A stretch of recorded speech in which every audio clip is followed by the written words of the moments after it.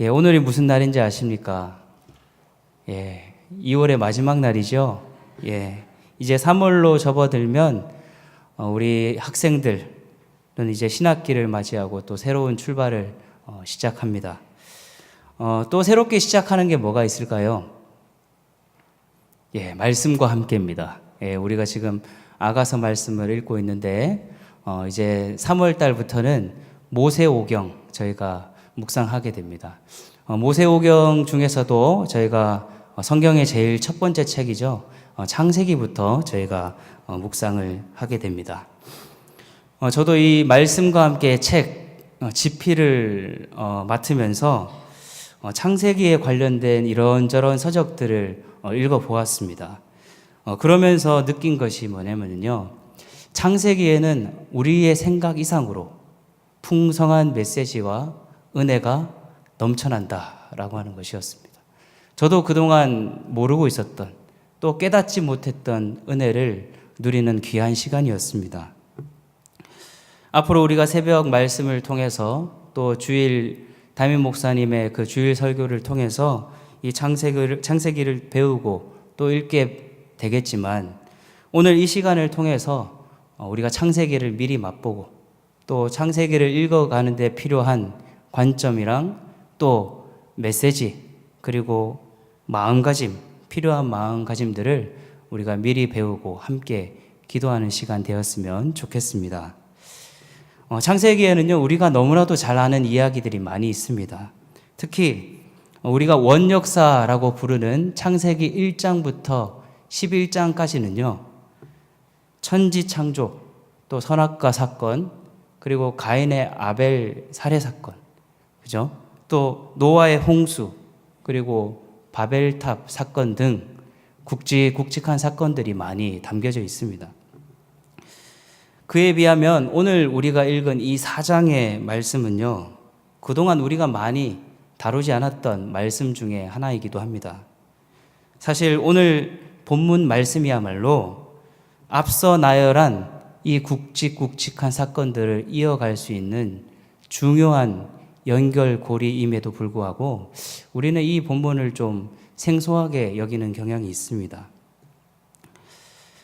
오늘 이 창세기 4장 앞에 있는 창세기 1장부터 3장까지의 내용은요, 천지창조와 이 선악과 사건이 핵심입니다. 그 중에서도 이 선악과 사건은 이 완벽하게 세상을 창조하신 그 하나님의 그 계획에 인간이 큰 문제를 일으킨 사건이라고 볼 수 있는데, 이 선악과 사건으로 인해서 결국 아담과 하와가 에덴 동산에서 쫓겨나게 됩니다. 그래서 이 4장에 이르러서 이 아담과 하와가 두 자녀를 낳게 되는데요. 그 두 자녀의 이름이 무엇이죠? 가인과 아벨입니다. 그런데 여러분도 아시다시피 이 가인이 아벨을 죽이는 사건이 발생합니다. 이제 형제가 형제를 죽인 것이죠. 가인은 하나님이 자신의 예물을 받지 않은 것에 대해서 심하게 분노했습니다. 그래서 그 분노의 에너지를 누구에게 쏟았죠? 동생 아벨에게 쏟아서 아벨을 죽이고 맙니다. 결국 이 가인은 저주를 받게 되고 유리방황하다가 놋이라고 하는 땅에 거주하게 됩니다. 하지만 이 놋이라는 땅에서 살면서 가인은 썩 훌륭한 삶을 살진 않은 것 같습니다. 그래서 이 가인의 후손들은 하나님과는 거리가 먼 삶을 살게 된다라고 하는 것이죠. 이처럼 이 창세기 4장은요, 아담으로부터 시작된 그 선악과 사건으로 시작된 그 죄의 영향력이 급속도로 커져가는, 급속도로 퍼져나가는 것을 보여주고 있습니다. 그리고 이 5장에서 계속해서 5장에서는 아담의 계보가 소개되고 있고요. 결국 6장에 이르러서 사람의 죄악이 가득 차서 하나님께서는 홍수로 지면을 쓸어버리겠다라고 결심하기에 이르게 됩니다. 오늘 우리가 읽은 본문은 이 가인의 후손들의 이야기, 4장 후반절에 있는 이 가인의 후손들의 이야기와 아담의 계보 그리고 노아의 홍수 심판 그 사이에 위치하고 있는 본문이라 할 수 있습니다. 오늘 본문 우리가 읽었지만 창세기 4장 25절부터 26절의 말씀을 화면 보면서 다 같이 다시 한번 읽도록 하겠습니다. 창세기 4장 25절에서 26절의 말씀 시작. 아담이 다시 자기 아내와 동침함에 그가 아들을 낳아 그의 이름을 셋이라 하였으니 이는 하나님이 내게 가인이 죽인 아벨 대신에 다른 씨를 주셨다 함이며 셋도 아들을 낳고 그의 이름을 에노스라 하였으며 그때의 사람들이 비로소 여호와의 이름을 불렀더라. 아멘. 오늘 이 본문이 우리에게 주는 첫 번째 메시지는요, 믿음의 계보를 계속해서 이어가야 한다라고 하는 것입니다. 믿음의 계보를 계속해서 이어가야 한다. 사실 오늘 본문 직전까지만 해도 이 본문의 분위기가 너무 안 좋습니다. 가인이 동생 아벨을 죽이고 또 가인이 저주를 받아서 도망 다니고 또 이 가인의 후손들은 하나님과는 거리가 먼 세상 문화를 주도하면서 이 아담으로부터 시작된 그 죄의 영향력이 점입가경을 이루고 있습니다. 이 죄의 영향력이 절정에 이를 때쯤에 하나님께서 아담에게 다시 자녀를 허락하십니다. 그 자녀 이름이 무엇이죠? 셋입니다. 셋. 그 아들의 이름은 셋이었습니다. 이 셋을 주신 이유가 성경에 이렇게 기록되어 있습니다. 이는 하나님이 내게 가인이 죽인 아벨 대신에 다른 씨를 주셨다라고 기록되어 있습니다. 이 아벨이 누굽니까? 이 아벨은요, 형 가인에 비해서 하나님께 신실했던 사람입니다. 가인이 아무리 제물을 바쳐도 하나님께서 그 제물을 받지 않으신 이유가 무엇입니까? 그 이유는 가인의 평상시의 삶이 선을 행하지 않고 악을 행하며 그렇게 하나님을 신실하게 따르지 않는 삶을 살았기 때문에 하나님께서는 가인의 제물을 받지 않으셨습니다. 그러나 아벨은 어땠습니까? 늘 삶 속에서 선을 행하고 또 하나님을 향해서 신실했기 때문에 하나님께서는 아벨의 제물을 받으셨다라고 하는 것입니다. 그렇게 신실했던 아벨이 이제 형에게 죽임을 당하고 난 후에 하나님께서는 이 아벨 대신에 다른 씨를 주셨습니다. 이 다른 씨를 주셨다라고 하는 것은 하나님을 향한 거룩하고도 신실한 사람들의 계보를 하나님께서 다시금 이어가겠다라고 하시는 그 하나님의 의지를 우리가 볼 수 있는 것입니다. 아무리 죄악이 넘쳐나고 하나님을 예배하지 않는 현실 속에서도 하나님은 하나님을 믿는 사람들을 일으켜 세우신다라고 하는 것이죠. 창세기로부터 요한 계시록에 이르기까지 하나님께서는 사람들이 하나님을 반역하고 또 떠나는 그 순간에도 희망의 불씨를 꺼뜨리지 않으셨습니다. 수많은 선지자들을 보내시고 결국에는 우리들에게 예수 그리스도를 보내심으로 희망의 불씨를 남겨두셨습니다. 오늘 말씀은 바로 하나님을 반역한 세대가 어떻게 다시금 회복될 수 있는가를 보여주는 성경 최초의 본문이다라고 할 수 있겠습니다. 그것은 각 개인의 의지로 가능한 것이 아니라 전적으로 하나님이 씨를 주셔야만이 하나님의 그 의지에 달려있는 일이다라고 하는 것입니다. 여러분, 이것이 바로 하나님의 은혜입니다. 하나님의 의지 없이는 우리는 그저 멸망당할 수밖에 없는 불쌍한 존재들 뿐입니다. 그러나 하나님은 우리로 하여금 다시 일어날 수 있도록 우리를 배려해 주셨고 하나님을 신실하게 믿는 거룩한 세대를 이어갈 수 있도록 해 주셨습니다. 여러분, 아담의 마음이 어땠을지 한번 상상해 보시기 바랍니다. 아담이 자신이 낳은 그 가인의 처참한 삶을 바라보면서 얼마나 가슴이 아팠겠습니까? 자신의 범죄, 그 선악과 사건, 그 자신의 범죄로 말미암아 가인의 후손들이 하나님을 대적하는 그 모습을 보며 얼마나 땅을 치며 후회했겠습니까? 그럼에도 불구하고 아담은 아벨과 같은 신실한 자녀들이 일어나기를 바라는 마음으로 다시금 셋을 낳게 되었습니다. 아벨이 가인에게 살해당했을 때 모든 것이 끝났다고 생각하지 않고 믿음의 세대를 다시금 이어갔던 아담과 같이 우리들 역시 하나님께서 거룩한 계보를 이어가실 것을 믿음으로 고백해야 될 줄 믿습니다. 종종 우리는요, 우리가 속한 가정에서 혹은 우리가 속한 그룹, 공동체에서 그 신앙의 거룩한 계보를 이어가는 것을 어려워합니다. 이미 우리 가정은 틀려 먹었어. 우리 공동체는, 우리 교회는 하나님이 도우셔도 안 돼. 우리 학교는 하나님도 포기하셨어. 우리 회사는 하나님이 버리신 것 같아.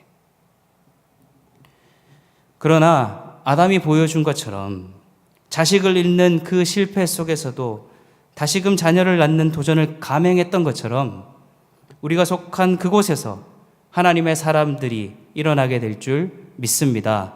하나님은 희망의 불씨를 꺼뜨리지 않으시고 우리가 있는 그 자리에서 우리로부터 시작하여 하나님의 거룩한 계보를 이어가실 줄 믿습니다.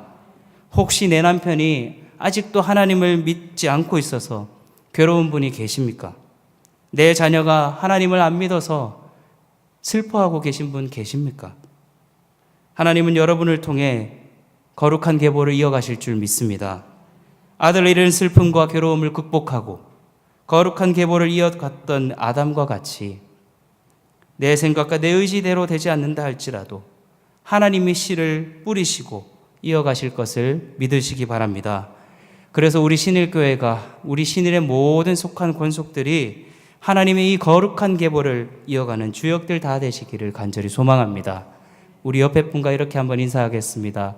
믿음의 거룩한 계보를 이어갑시다. 이렇게 인사하겠습니다.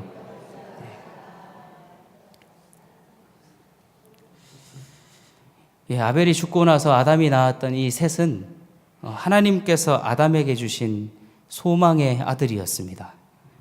아벨 대신으로 주어진 이 셋은 어땠냐면요, 하나님을 올바로 예배하고 또 하나님과 동행하는 그 거룩한 계보를 이어가고 있습니다.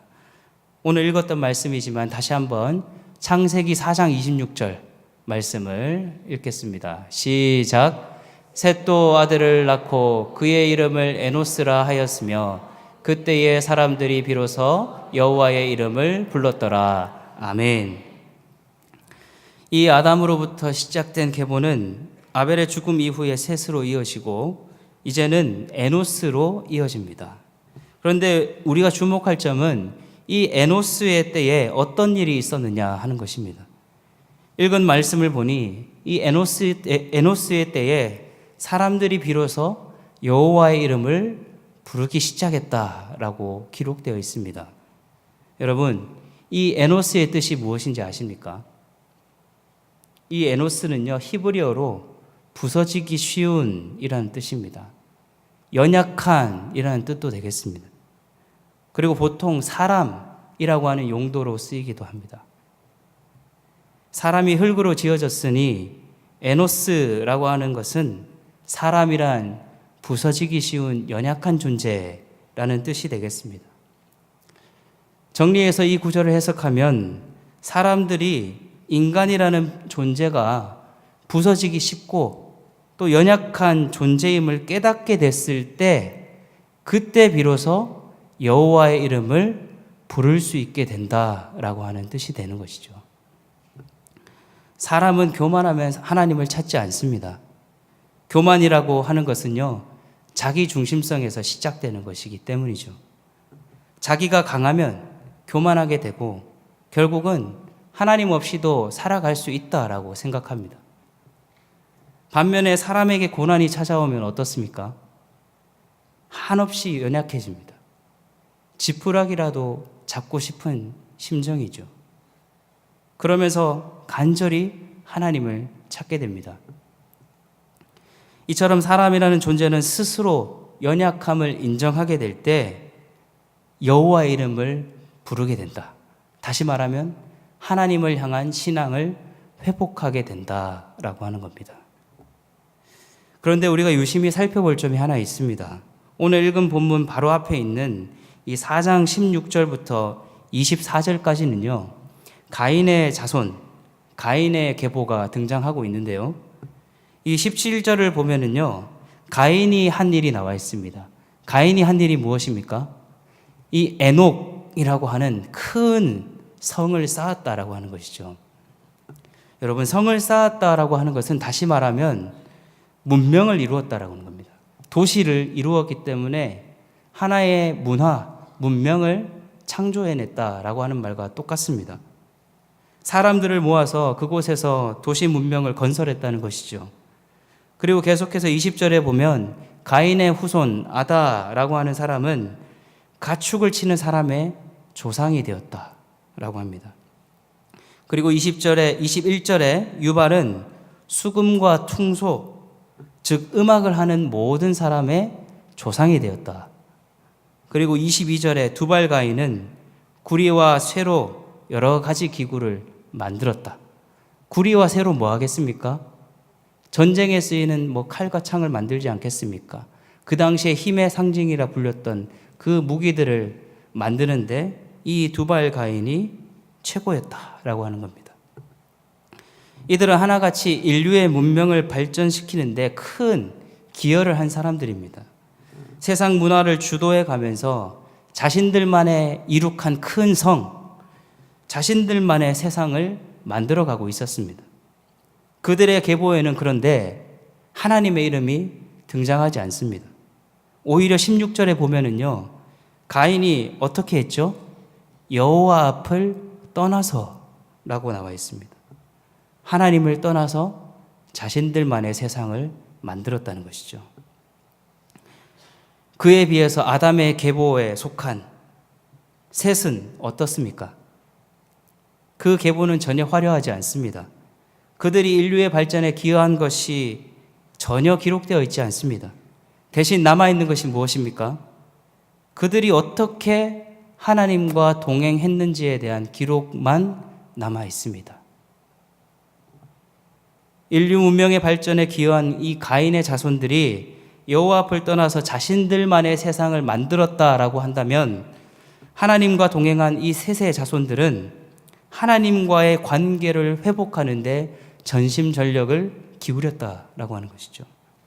결국 그 거룩한 계보 아래에서 에녹과 노아라고 하는 훌륭한 신앙의 사람들이 배출되었습니다. 아담과 셋으로부터 시작된 이 거룩한 계보는 하나님의 이름을 부르게 되었고 또 오래 살게 되었고 또 하나님과 동행하는 사람들의 이야기로 가득 차 있습니다. 그들이 살던 땅은 저주가 가득한 땅이었지만 그 속에서도 하나님의 위로를 기다리는 사람들이었습니다. 사랑하는 여러분, 여러분은 가인의 자손입니까? 셋의 자손입니까? 두말 없이 셋의 자손인 줄 믿습니다. 만일 여호와 앞을 떠나 행하고 계시다면 우리는 가인의 자손일 수밖에 없습니다. 하지만 에노스와 같이 자신의 연약함을 고백하고 부서지기 쉬운 연약한 존재임을 깨닫고 여호와의 이름을 부르기 시작할 때에 우리는 셋의 자손으로서 거룩한 계보에 동참하게 될 줄 믿습니다. 우리 다시 한번 옆에 사람과 이렇게 인사하겠습니다. 가인보다는 셋이 더 낫습니다. 이렇게 인사하겠습니다.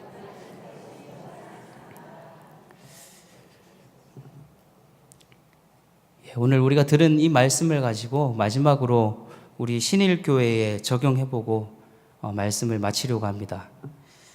가끔씩 제가 교육부를 담당하고 있다 보니 저희 교회 학교 선생님들과 아이들이 하는 말을 이런 말을 자주 듣습니다. 예배 장소가 너무 비좁아요. 또 공과 장소가 너무 부족해요. 시설이 너무 오래됐어요. 화장실을 못 가겠어요. 이런 이야기들을 선생님도 하시고 또 아이들도 많이 하고 있습니다. 이런 이야기들을 이제 몇몇 분들한테 얘기하면 또 이렇게 반응하시는 분들이 있습니다. 이렇게 대답하시는 분들이 있는데요. 우리 교회가 잘 나갈 때 말이야, 중등부만 해도 한 200명 넘었어. 그리고 그렇게 200명 넘어도 예배 잘 드렸고 공과 장소도 하나도 안 부족했어. 그때 당시에는 최고급 시설로 우리가 맞춰줬는데 뭐가 부족하다고 난리야. 이렇게 가끔씩 얘기하시는 분들이 있습니다. 그런데요, 요즘 애들이 교회에 잘 안 나옵니다. 상황이 참 심각합니다. 과거에는 이 교회의 문화가 세상의 문화를 선도하던 시절이어서 교회에만 오면 뭔가 재밌고 특별한 것이 많이들 있었습니다. 그래서 많은 사람들이 모였죠. 하지만 요즘에는요, 교회에 굳이 나오지 않더라도 세상에 재밌는 게 너무나도 많습니다. 이번 주일에 교육부에서 학부모 간담회를 합니다. 학부모들의 고충도 듣고 또 아이들을 어떻게 신앙으로 양육할지에 대한 이야기들도 함께 나눌 예정입니다. 학부모님들이 얼마나 고민이 많은지 모릅니다. 저도 학부모가 돼 보니까 참 이 마음에 고민이 많습니다. 제 아이를 키워보니까요, 이제 4살인데 벌써 머리가 커가지고 예전에는 기도도 잘하더니 요즘엔 기도도 잘 안 합니다. 좀 더 머리가 굵어지면 교회 안 나가겠다고 버틸 생각하니 마음이 참 착착합니다. 여러분, 이게 현실입니다. 이런 현실 속에서 우리가 각 가정마다 그리고 우리 신일교회의 거룩한 계보를 이어가는 것은 결코 쉬운 일이 아닙니다. 하지만 우리는 실패한 것처럼 보이는 아담을 통해서 그 마지막 힌트를 얻을 수 있습니다. 여러분, 아담은요, 최초의 사람이긴 했지만 대부분 사람들에게는 실패한 자로 낙인 찍혀 있습니다. 왜냐하면 선악과를 범했죠. 또 에덴 동산에서 쫓겨났죠. 또 자기가 낳은 자식이 형제를 죽이는 처참한 광경을 목도해야 했습니다. 그러나 아담은 믿음으로 다시 자녀를 낳았죠. 셋이라고 하는 자녀를 낳았습니다. 그 셋이 어떤 사람이었는지는 오늘 창세기 5장 3절에서 기록하고 있습니다. 우리 다 같이 화면 보면서 창세기 5장 3절 함께 읽도록 하겠습니다. 시작. 아담은 130세에 자기의 모양 곧 자기의 형상과 같은 아들을 낳아 이름을 셋이라 하였고. 아멘. 아담은 자기의 모양 곧 자기의 형상과 같은 아들을 낳았다라고 말합니다. 이 말씀 어디서 많이 보신 것 같지 않습니까? 하나님께서 아담을 지으실 때 창세기 1장 26절에서 하셨던 말씀입니다. 하나님이 아담을 지으시면서 기대하셨던 그 거룩한 꿈을 이제는 아담이 셋을 낳으면서 거룩한 꿈을 꾸고 있는 것입니다. 그렇습니다. 하나님이 아담을 지으시면서 가지셨던 그 선한 의도와 계획이 고스란히 셋에게 전해지는 것처럼 우리들 역시 하나님의 선한 의도와 계획을 다음 세대 아이들에게 전해주고 또 그렇게 되도록 기도해야 될 줄 믿습니다. 한번 생각해 보십시오. 여러분들이 하나님을 뜨겁게 만났던 때를 떠올려 보시기 바랍니다. 그 감격을 우리는 잊을 수 없습니다. 하나님을 향한 믿음, 하나님의 선한 계획과 섭리를 깨달으면서 몸서리치게 울었던 그때를 한번 떠올려 보십시오. 그 감동과 기쁨이 고스란히 우리 아이들에게 옮겨진다라고 한다면 우리 아이들이 하나님을 안 믿을 이유가 하나도 없습니다. 다음 세대 아이들을 위해서 예산을 투입하고 또 시설을 보강하고 또 좋은 프로그램을 구비하는 것은 사실은 필요하지만 사실은 2차적인 문제입니다. 그보다 더 본질적인 문제는 우리 어른들이 먼저 여호와 이름을 회복하고 젊은 시절 하나님께 받았던 은혜를 떠올리며 그 은혜가 다음 세대 아이들에게 흘러가도록 뜨겁게 기도해야 될 줄 믿습니다. 그렇게 목숨 걸고 기도하는데 자연스럽게 아이들을 사랑하게 되지 않겠습니까? 그리고 그렇게 사랑하는 아이들을 위해서라면 무엇을 더 아끼겠습니까? 그런 훌륭한 분들이 우리 교회 곳곳에 많이 계시지만 저는 유독 교회 학교 교사들에게서 많이 그런 모습을 봅니다. 몇몇 선생님들은 아이들을 너무 사랑해서 자신의 돈과 자신의 시간을 아끼지 않습니다. 자기가 하나님께 받은 사랑이 너무나도 커서 그 사랑을 아이에게 전하고 싶은데, 그래서 자신의 물질과 자신의 시간을 그렇게 드리고 있는 것입니다. 이번 겨울 성경학교를 성도님들의 기도 덕분에 무사히 잘 마쳤습니다. 무엇보다도 각 교구별로 십시일반 모아서 후원금을 내주신 성도님들께 감사드립니다. 저는 그것이 다음 세대들을 향한 관심이요, 그보다 더 본질적인 사랑의 마음에서 우러나온 것인 줄 믿습니다. 계속해서 그 사랑의 물줄기가 끊어지지 않기를 간절히 소망합니다. 이제 말씀을 정리하겠습니다. 창세기는 신앙의 거룩한 계보를 지켜가기 위해 사투를 벌인 믿음의 사람들의 이야기입니다.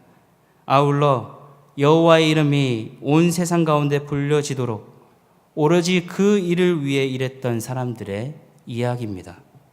오늘 이 자리에 함께 하신 신일의 모든 성도님들 역시 그 거룩한 전투에 동참하셔서 우리 신일교회에, 또 우리 신일교회가 속한 이 지역에 여호와의 이름이 끊임없이 불려지도록 그 거룩한 계보를 세워가시는데 동참하시고 최선을 다해 기도하시는 모든 성도님들 되시기를 축복합니다. 아멘.